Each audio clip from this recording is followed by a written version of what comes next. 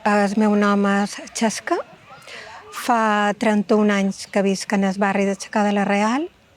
De fet, vaig venir aquí perquè varen comprar una casa,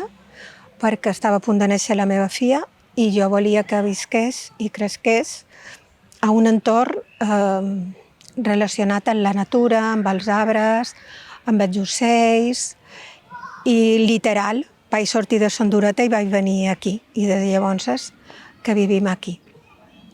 Quan nosaltres vàrem venir, clar, no té res a veure en l'entorn de lo que veiem ara,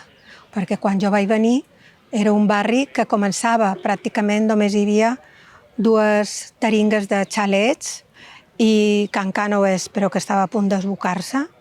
i pràcticament no hi havia res més. Perquè el que és aquesta urbanització de Xacà de la Real no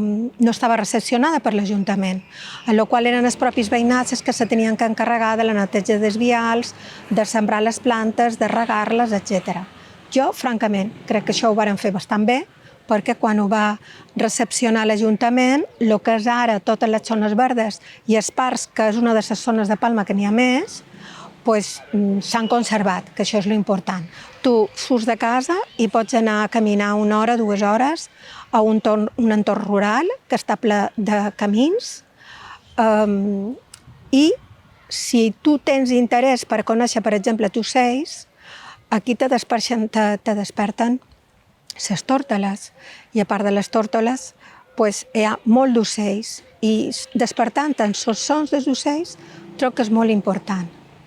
I aconseguir que els nins i les nines, des que són petitets, puguin tenir relació amb això, crec que és molt, molt, molt important, que és un aspecte molt positiu del barri.